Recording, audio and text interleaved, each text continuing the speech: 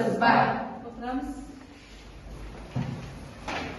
Оқушылар, сіздерге үлкен тақырыбымыз әкімшілік құқықбұзушылық, әкімшілік іс жүргізу құқығы болатын. Енді сол үлкен тақырыпқа байланысты сіздерге үй тапсырмасында сұрақтар қоямыз. Ақиқат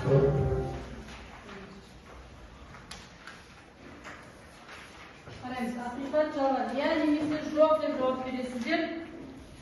Бірінші, әкімшілік жазаларды негізгі және қосымша деп бөлуге болады ма? Жалпы, әкімшілік кодекс қай жылы қабылданған? Әкімшілік құқықбұзушылық туралы кодекс. Жоқ. 25 қарашада айтып. Жоқ. Ал басқа қылмыстық кодекс қояйын. 2014 жылы 5-ші шілде күні қабылданған болатын. Екінші сұрағымыз, әкімшілік жауапкершілікке 16 жастан бастап тартылмайды. Жоқ. 16-тан бастап тартылады. Бұл жерде 16 жастан бастап жауапкершілікке тартылады. Үшінші, әкімшілік жауаптылыққа қайта тартуға жол беріледі ме? Жоқ. Төртінші сұрақ. Белгісіз адамдар түн ішінде ешкім жоқ кезде ғимаратқа кіріп, бөтеннің мүлкін алып кетті. Бұл тонау болып саналады ма?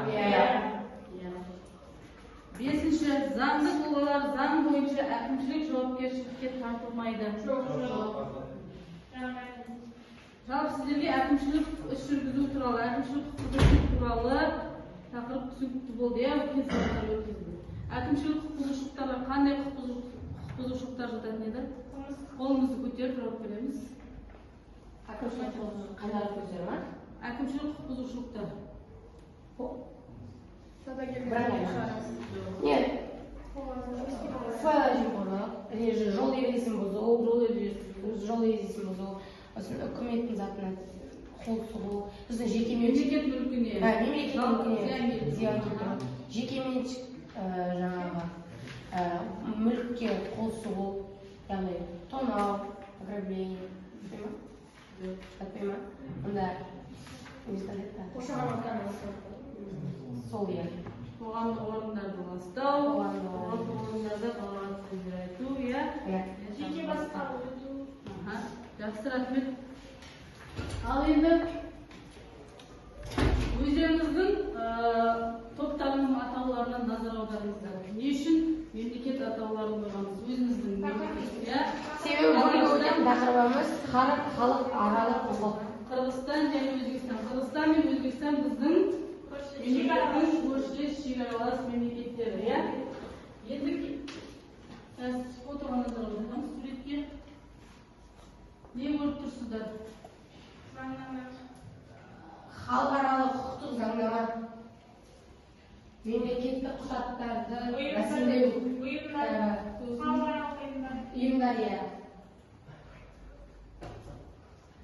Яғни бүгінгі жаңа тақырыбымыздың атауы халықаралық құқық жүйесі, оның түсінігі және де белгілері. Бүгінгі күнді тақырыпты жазамыз.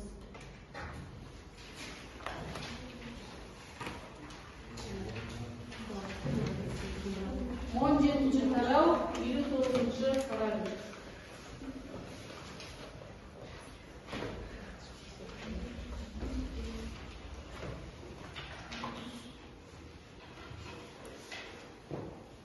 Тақырып жас болғаннан баршамыз келеміз, мұнда топқа бөлеміз.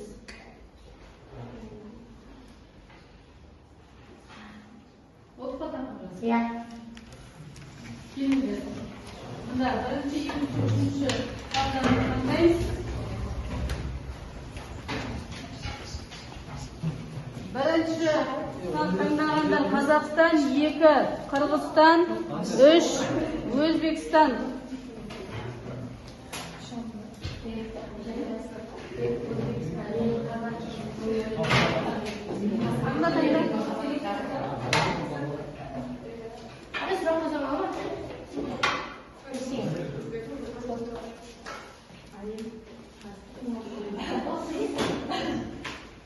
Tanggal koyar, boleh.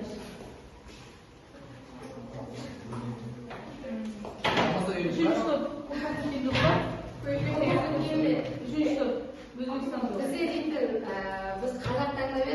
сыйлаған үшін Burada Arap'ta çok Мұрат отыра ayağım güzel işte. Енді бүгінгі тақырыбымыздың мақсаты.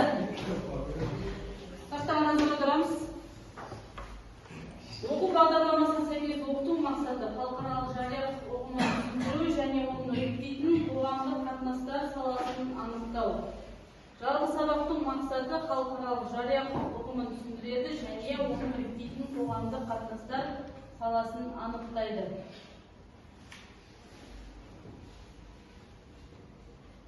Бүгінгі жоспарымыз халықаралық құқық түсінігі бірінші, екінші халықаралық құқықтың жеке және жария түрлерін анықтау, үшінші дипломатиялық құқық, төртінші халықаралық құқықтың қайнар көздері, бесінші халықаралық ұйымдар. Халықаралық құқық дегеніміздің өзі халықаралық қатынаста мемлекет пен басқа да қатысушылар, яғни субъектілер, тұлғалар арасындағы қатынасты реттейтін заңдық принциптер және де оның нормаларының жиынтығы. Ал енді халықаралық жұртшылық құқықтың негізгі принциптері. 6 принцип берілгенімізде күш пен қауіп-қатерді күшпен қолданбау және де халықаралық дауларды бейбіт жолмен шешу, яғни тату жолмен, басқа мемлекеттердің ішкі ісіне немесе басқа да ішкі істеріне, басқа да мәселелеріне араласпау. Төртінші, құқықтық теңдік, яғни халықтардың өз жолын анықтауына араласпау. Бесінші, мемлекеттердің ынтымақтастығы және де егемендігінің теңдігі. Алтыншы, міндеттемелерді ерікті түрде орындау. Халықаралық жеке құқық дегеніміз халықаралық жария құқық және жеке құқық деп бөлінеді. Соның ішінде халықаралық жеке құқық бұл дербес құқық саласы ретінде, заң ғылымының саласы ретінде және де дербес оқу ретінде бізде 19 ғасырдың жартысында қалыптасқан. Ал Қазақстан Республикасында халықаралық жеке құқыққа деген қызығушылық тек қоғамымызда саяси және экономикалық өзгерістер енгізіле бастағаннан пайда болған. Халықаралық жария құқық бұл мемлекет аралық қатынастарды реттейтін құқықтық сала болып саналады. Және де бұл мәселелерді қарастырады. Халықаралық құқық мемлекеттің көпшілік таныған нормалар мен қағидаларды сақтауын міндеттей келе, олардың сыртқы және сыртқы саясаты мен дипломатиясын шектеп отырады. Одан кейін халықаралық сонымен бірге сыртқы саясат пен дипломатияның дамуы үшін негіз бола алады. Халықаралық сыртқы саясат пен дипломатиялық қатынастарға қатысушы органдардың қызметін реттеп отырады. Дипломатиялық құқық дегеніміз. Дипломатиялық бұл қызметті жүзеге асырушы мемлекеттер арасындағы мемлекеттер мен халықаралық құқықтық басқа да субъекттер арасындағы қатынастарды реттейтін халықаралық құқықтың саласы. Бізде халықаралық құқықтың және қайнар көздері. 1961 жылы дипломатиялық қатынастар туралы Вена конвенциясы, 63 жыл консулдық қатынастар туралы конвенция, 1975 жыл универсалды сипаттағы халықаралық ұйымдар мен қатынастарда мемлекеттердің өкілдіктері туралы Вена конвенциясы, 73 жылы халықаралық қорғауды пайдаланатын тұлғаларға, соның ішінде дипломатиялық агенттерге қарсы қылмыстарды жою және жазалау туралы конвенция. Енді сіздерге бүгінгі тақырыпқа байланысты шағын бейнебаян, яғни видеоролик көрсетеміз.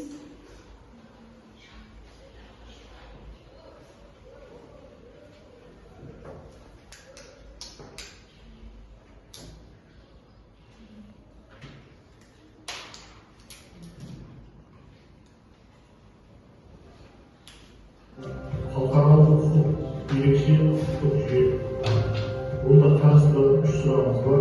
Бірінші сұрақ халықаралық жария құқығының түсінігі, оның ұлттық құқықпен арақатынасы, халықаралық жария құқығының тарихы.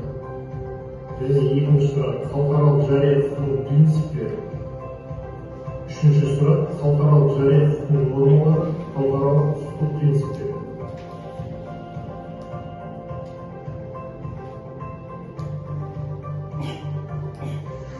Пайдаланылған әдебиеттер тізімін жас деген. Халықаралық мемлекеттер арасындағы әртүрлі саяси, экономикалық және өзге де қатынастарды, сондай-ақ халықаралық қатынастарға қатысушы басқа да құрылымдарды реттейтін құқықтың бір бөлігі болып табылады. Халықаралық құқық нормалары мемлекеттердің тәуелсіз құқықтарын құрметтеу, мемлекеттер арасындағы сапалы өзара қатынастардың негізгі алғышарты болып табылады. Халықаралық құқықтың негізгі қағидалар жүйесіне мынандай сипаттар тән: әмбебаптық, көпшілік мойындағандық, жалпыға міндеттілік, тұрақтылық. Халықаралық құқыққа тән құқықтың негізгі белгілерін айта кетсек, бұған құқық бұл мемлекеттің еркіне тән құбылыс. Екінші, қоғамдық қатынастарды реттейтін заң нормалар жүйесі. Үшінші, тәртіп стандарттарын ұстану үшін мемлекеттік мәжбүрлеуді қолдану. Халықаралық құқықтың өзіне тән ерекшеліктерін айтып кетсек, оған реттеу пәні, ерекше субъективтік құрам, қайнар көздерінің ерекше жүйесі, халықаралық құқықтық норма құру процесінің нәтижесінде болып табылады.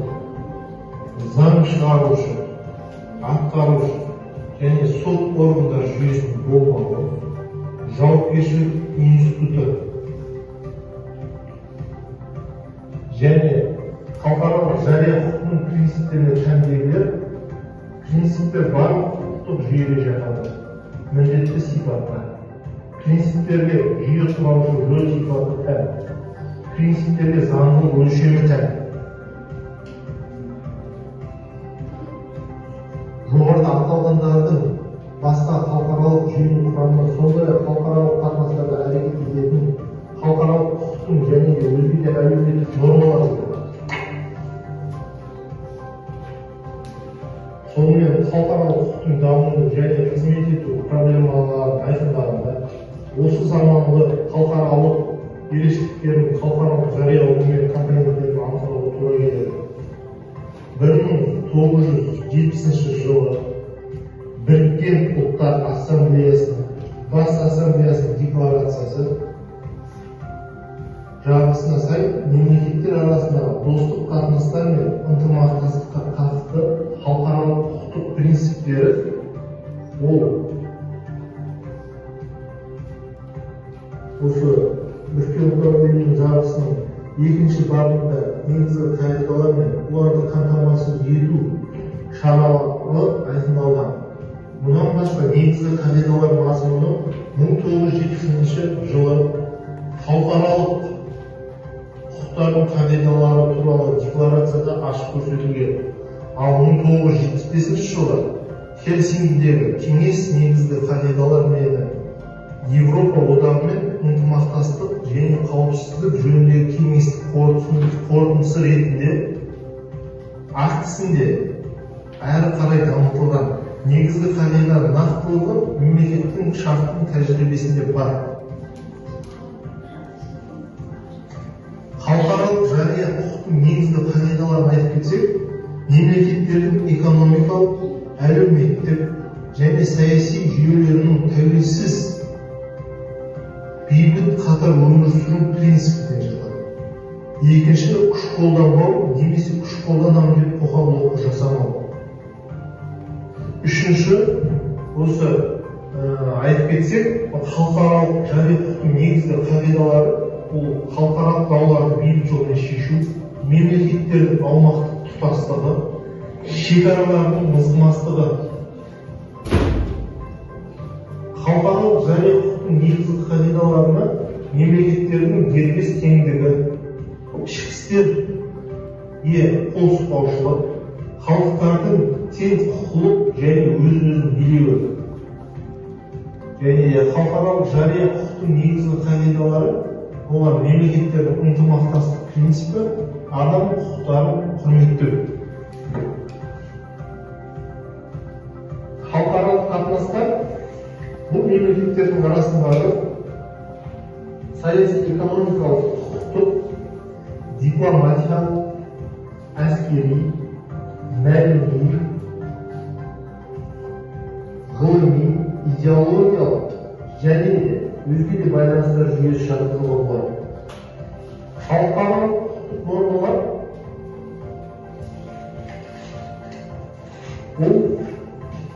құқықтық нормалар бұл халықаралық және құқықтың субъектілері тәртіптерінің белгілі бір ережелері.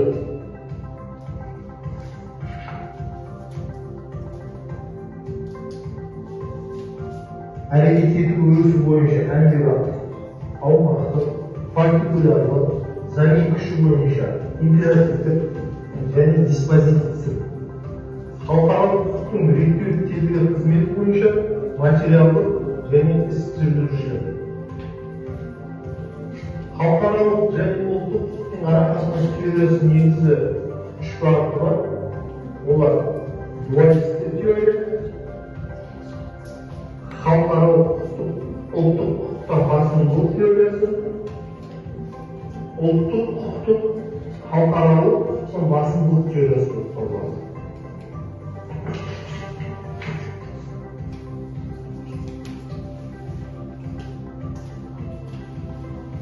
Халықаралық қатынастарда, әсіресе дипломатиялық қатынастар мен теңіз, кеме қатынасында көп уақыттан бері әрекет етіп келе жатқан, дегенмен халықаралық нормасы болып табылмайтын нормалар аз емес. Мәселен, дипломаттардың жүктерін кеден бақылауына тексермей өткізуге үшінші мемлекеттің аумағында дипломаттардың кейбір артықшылықтардың болуына әдетте көптеген мемлекеттер рұқсат етеді. Алайда 1961 жылы дипломатиялық қатынас туралы Вена конвенциясы күшіне енгенге дейін мұндай нормалар халықаралық құқықтық емес, халықаралық сыбайласшылық нормалар деп есептеледі. Халықаралық ұйымдардың шешімдері халықаралық құқықтық аталмыш қайнар көздің маңызды халықаралық субъектілер ретінде халықаралық ұйымдардың рөлімен бірге артып жүреді. Аталған қайнар көз өз бетінше халықаралық нормалар жасай алмайды. Халықаралық ұйымдардың қаулылары ең бірінші бас ассамблея мен қауіпсіздік кеңесінің қарарлары норма жасау процесіне қатысады. Мәселен, Біріккен Ұлттар ұйымының жарғысының 11-ші бабында бас ассамблеяның Біріккен Ұлттар немесе қауіпсіздік кеңесіне мүше мемлекеттерге ұсыныстар беру құқығына ғана бар екендігі көрсетілген. Біріккен Ұлттар ұйымының барлық органдардың ішінде қауіпсіздік кеңесіне ғана бейбітшілік орнату мәселелері бойынша барлық мүше мемлекеттердің міндетті шешімдер қабылдау мүмкіндігі берілген. Және ол Біріккен Ұлттар ұйымының жарғысының 25-ші бабында көрсетілген.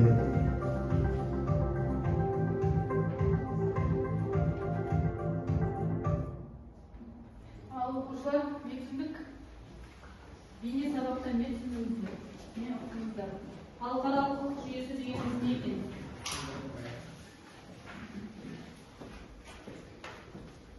Халықаралық құқық жүйесі. Орнымыздан тұрып жауап береміз.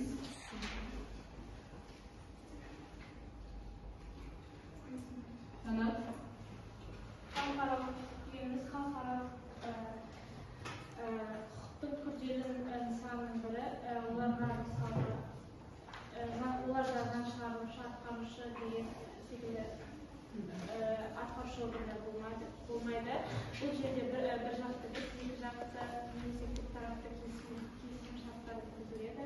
Мысалы айтатын болсақ, Біріккен Ұлттар ұйымы, ЮНЕСКО секілді ұйымдарды атап өткен болатын.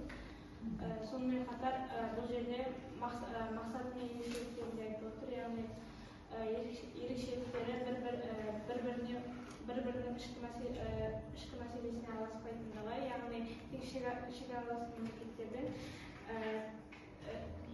тақырыптарды келісім шартта болуы, яғни ішкі мәселелерге араласпауы. Жақсы, рахмет. Біздің мемлекетімізде қанша ұлт өкілдері қоныстанған? 130-дан астам. Халықаралық құқықтың функциялары қандай екен? Үш болып жасайды. Арай.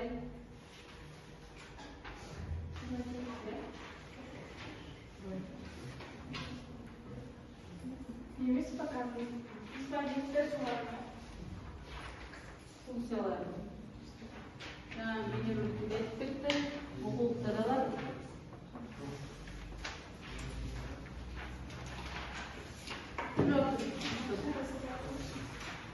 Sen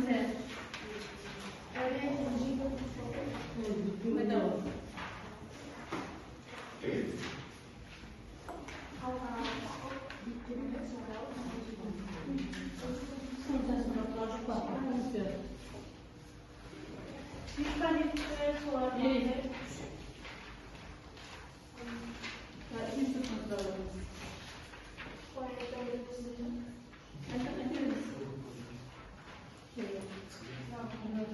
Она выскочила,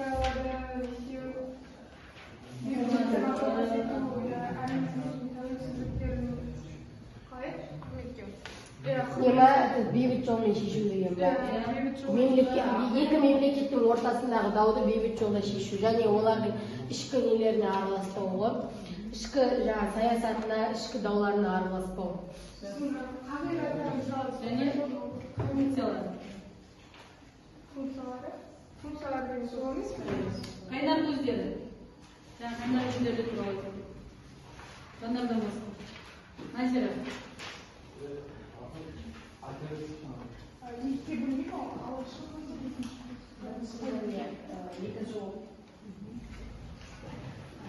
Негізінен халықаралық келісімшартта құқық негіздері екіге бөлінеді. Алғашқы және екінші қайнар көздер болып, олардың біріншісіне келісімшарттар жатса, ал қалғандарына өздері талқылайтын мәселелер. Рахмет. Қазір сіздерге тақырыпқа байланысты тапсырма берді. Тапсырмаңызға отырамыз. Оқулықпен жасаймыз қазір.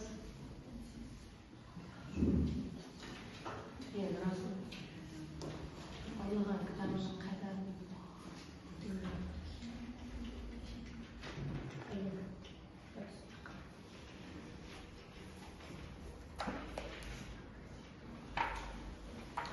Көріп тұрмасыз бірге? Бірінші топ Қазақстан тобына халықаралық жария құқықтық қызметтері міндеттері туралы, екінші топ жария және жеке құқықтың айырмашылықтары туралы, Қырғызстан тобы, үшінші топ Өзбекстан тобына халықаралық құқықтың пайда болуы, даму тарихы және қайнар көздері туралы. Оқулықты ашамыз, оқулықпен жұмыс жасаймыз.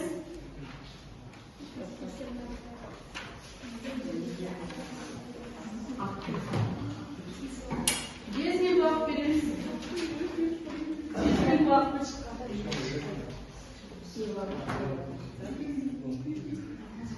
Уақытқа бағынамыз. 5 минут уақыт.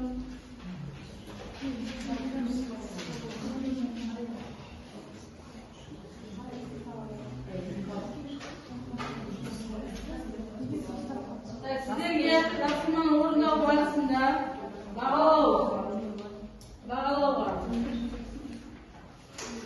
Билеттер беріледі, ұшаққа билеттер. Әр билетіміз 3 балдан есептеледі. Мұқият тыңдағаныңыздар, 3 ұпайдан яғни. Түптен 3 ұпайдан есептеледі.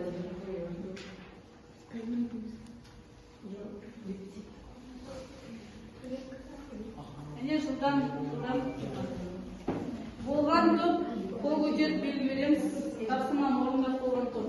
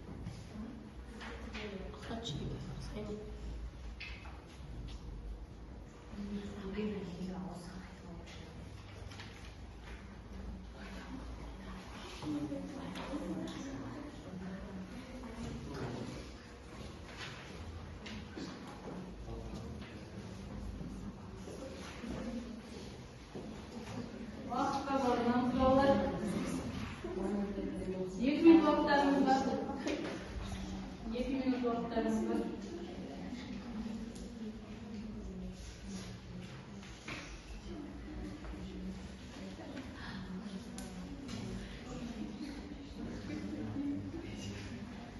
Болған топтар бар ма? Қол көтеріп білгі береміз. Қырғызстан тобы, екінші топ.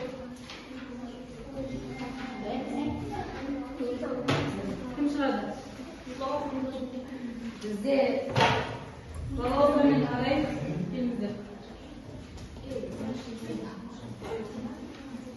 Балауыздар мен арай кім береміз? Жария және жеке құқықтың айырмашылықтары туралы айтады. Халықаралық мемлекеттер мемлекеттік құқықтық сипаттағы саяси көзқарастар арасындағы сонымен бірге мемлекеттер мен халықаралық ұйымдар арасындағы қатынастарды реттейді.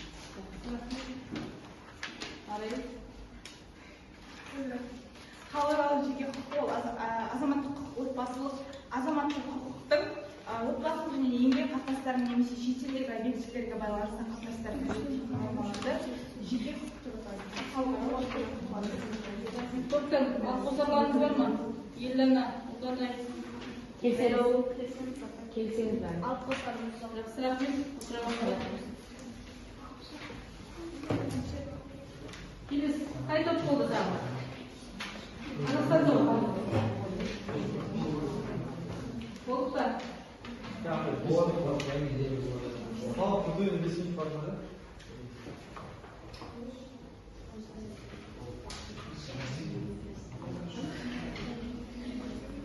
Жігіттер шықсыншы,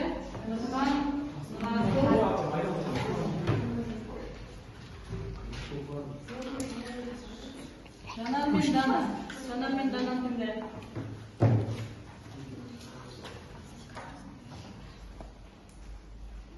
Халықаралық жария құқықтың түсінігі мен міндеттері. Ал. Бастаймыз. Халықаралық жария халықаралық ұйымдар арасындағы қатынасты реттей отырады. Олардың міндеті басқа мемлекеттің ішкі саясатына араласпау, келісімдерді бейбіт шешу және де халықаралық жалпы халықаралық ұйымдар төтенше нышандар қабылданғанда екі тарапқа бірдей заңнамалар орнатылады және соңғы нормалардың шегінің сипаты сол келісімшартта қонысталады. Сонымен қатар олардың нормаларына көзетуден орындауға тиіс.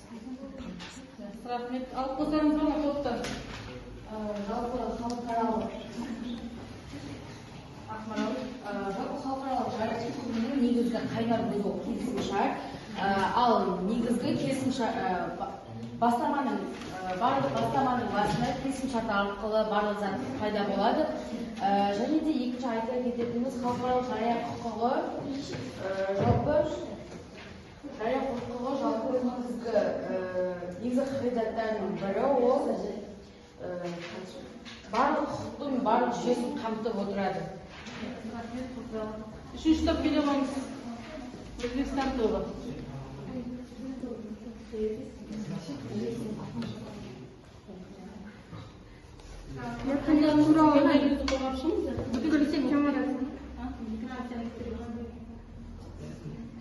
бізге бәріне бірге істейміз, бізге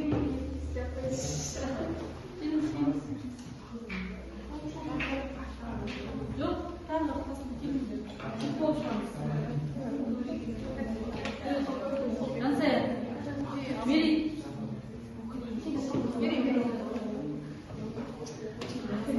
Мадина.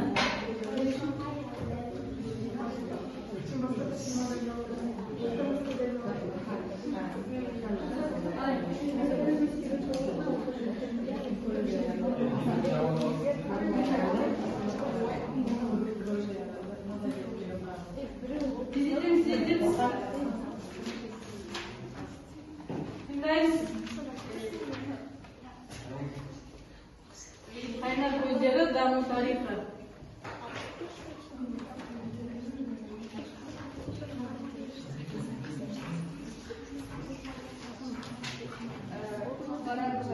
жария құқықтың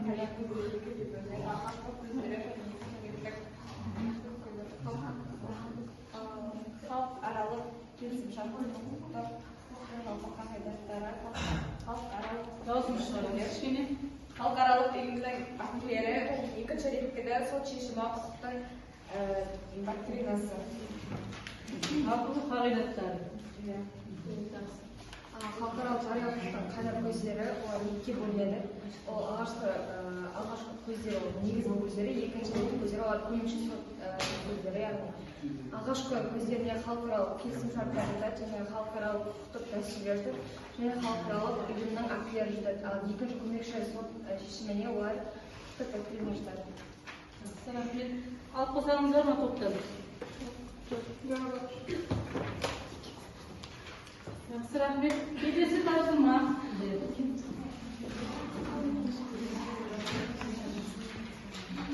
Qaraymiz. Pozitsiya, tushuntiruv, misol yoki savdo. Qo'lda eksi formulasi, ya'ni o'quvdagi qoidalar matnashamiz. Xalqaro huquq qoidalari. Matnimiz sol qoidalarning saqlov ma'ni qanday?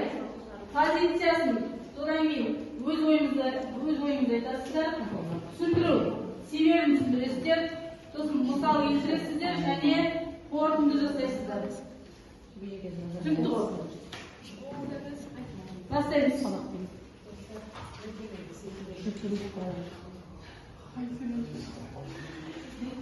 Bu tartışmaya 2 minut vakit verin. 2 minut. Toptuk.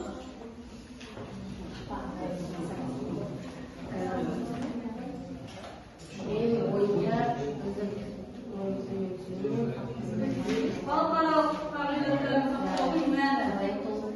Pozitsiya, tushuntiruv, misol keltirish және savdoni tushuntirasizlar.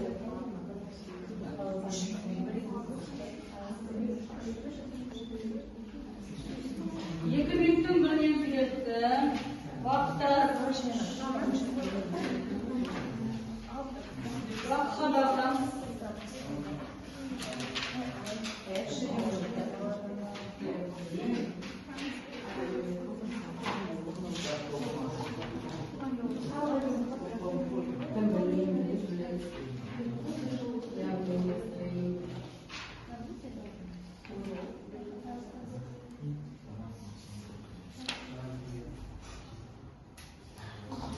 Қағидаттан сұрақ қойсам болады ма? Әр қағидаттан бөлек-бөлек жазамыз ба?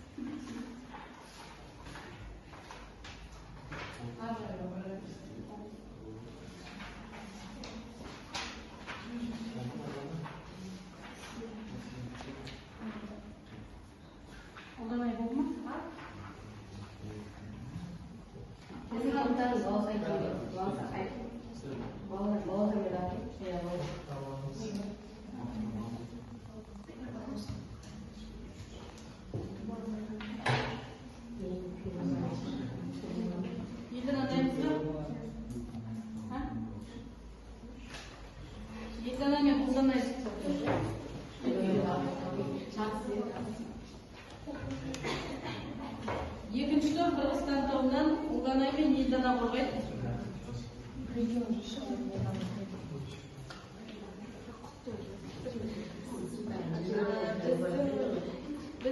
бойынша халықаралық құқықтық қағидаттарды сақтаудың мәні мемлекеттер арасындағы ынтымақтастық және достық қарым-қатынастарды реттеуді сақтау.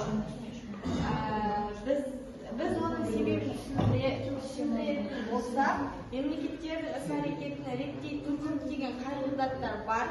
Бұл қағидаттарды сақтамай ешқандай мемлекет және халықаралық құқықтың басқа субъектісі қалыпты қарым-қатынас жасап өмір сүре алмайды.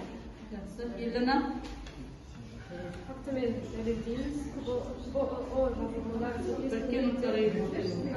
Кез мемлекеттер арасындағы ынтымақтастықтың және достық қарым-қатынастарды реттейтін халықаралық құқық қағидаттары туралы декларацияда көрініс тапқан. Біз қорытындыға келдік. Халықаралық ынтымақтастықтың қағидаттары мемлекеттердің егеменді тең құқықтағы мемлекеттердің ішкі істеріне араласпауы, міндеттерін адал орындауы қағидаттары болып табылады. Топтан алып қосармыз. Аяулым. Бар ма? Халықаралық құқықтық қағидаттарды сақтаудың мәні ол яғни жеке басының құқығын сақтаумен тең деп ойлаймын. Өйткені өз еліңнің өз еліңнің заңнамаларын, қайнар көздерін сақтасаң, онда сен осы бүкіл ғаламшардағы осы халықаралық халықтарға өз үлесіңді қосқанын деп түсінемін. Өйткені тәртіп бұл всегда әрқашан маңызды. Халықаралық қағидаттарды сақтаудың мәнін айтатын болсақ, егер де осы қағидаттар болмаса, халықтар яғни мемлекеттер бір-бірімен бейбіт жолда келісімді шеше алмас еді, және де шекараға талас осы мәңгі бақи болады еді, және де көптеген соғыстар, көптеген келіспеушіліктер осы қағидаттарды ұстамасақ орнын алар еді. Оның маңызы жоқ. Айтоқұл, Қазақстан, Өзбекстан топтары. Кім дайын?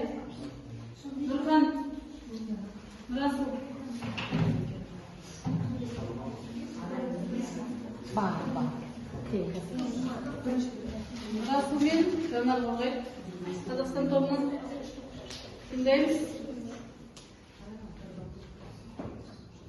Біздің ойымызша халықаралық ұйымдардың сақталуы дұрыс. Түсіндіреміз. Екі ел арасындағы дау-дамайды шешуге болады. Сонымен қатар достық қарым-қатынасты күшейтеді. Мысалы, ынтымақтасусыз бірде-бір халықаралық құқықтық қағидатын жүзеге асыруға болмайды. Қорытынды, халықаралық қатынастар арасында мемлекеттік достықты күшейтіп қоймай экономикаға үлес қосады. Біздің ойымызша халықаралық ұйымдар арасында келіссөзді бейбіт жолмен шешу қажет. Түсіндіру. Біз оның себебін былай түсіндіреміз. Яғни халықаралық келіссөзді халыққа зиян келтірмеу арқылы шешу қажет. Мысалға айтатын болсақ, қазіргі таңда Ресей мен Украина арасындағы келіссөздер, яғни екі ел арасында бірден бір зардап шегіп жатқан ол халықтың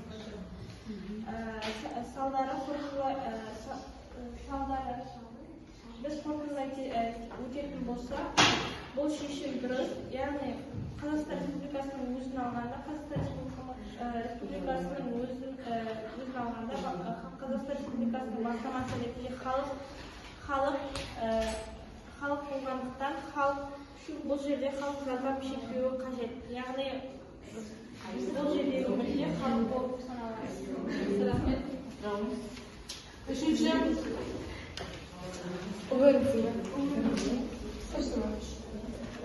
Тыңдаймыз. Өзбекстан тобы. Халықаралық құқықтық қағидаттардың сақталуына да және халықаралық құралдарды бейбіт жолмен шешу қағидаттары. Екінші, біз оны былай түсіндіреміз. Біз оның себебін басқа мемлекеттердің ішкі саясатына араласуға тыйым салумен мәдени дамуды жүргізу арқылы түсіндіреміз. бұл қағидаттарда барлық туындаған аттестаттар мен дауларды мемлекеттік бейбіт жолмен шешу міндеттері қажет. Біріккен ұлттар ұйымының тармағында халықаралық дауларды құралдармен шешулермен бірнеше жол бар. Оларға келісімді тексеру, ымыраға және соған қорытындылай келе, халықаралық жария құқықтарының қағидаттары халықаралық құқықтың барлық жүйесін қамтып, негізін қалады. Негізгі қағидаттары олардың императивтік нормалар болатынын түсіндік. Олардан ешкім және ешқашан бас тартуға болмайды. Бұл қағидаттардан бас тарту халықаралық заңға қайшы әрекетке кеңеседі. Яғни санкциялар тудырады. Рахмет баршаңызға. Енді кері байланыс жасаймыз қазір.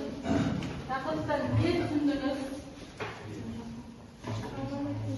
Сэндвич мақтан тұтады. Бірінші қабат позитивті түсініктеме. Сізге не ұнады?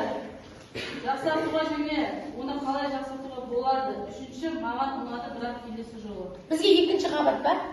Жоқ, барлығымызға бірдей. Айымның екі қабат. Баршаңызға бірдей. Сэндвич мақтан тұтады деді. Сэндвич қабаттар арқылы ойларыңызды айтасыздар. Не түсіндіңіз, не түсіндіңіз келеді, не білгіңіз келеді.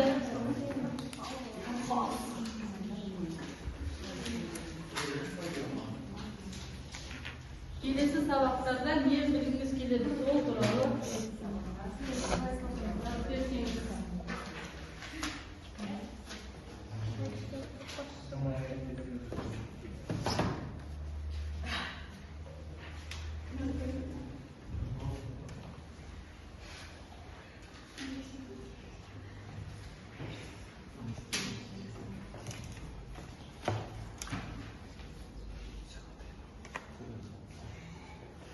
Содан кейін тақтаға үйге тапсырма. Біріккен ұлттар ұйымының құрылымы мен механизмі тақырыбында презентация дайындау.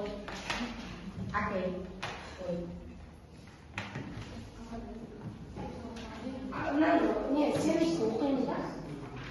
Жоқ, сұрағына жауап бересіз. Одан не білдіңіз, не түсіндіңіз. Болды па? Болады, е?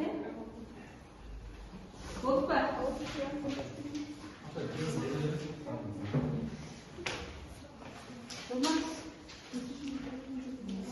Әр топтан бір-екеуін оқып кетейін, е? Менікін оқыман оқиды. Менікін оқысаң,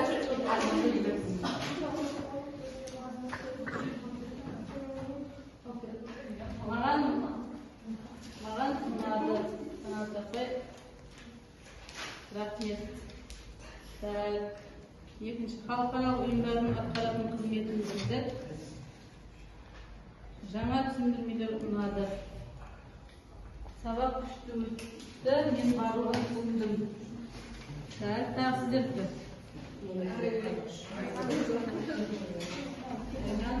Сабақ өте қатты ұнады. Бұл сабақтан халықаралық жария құқығын қайдар көздері туралы білдім.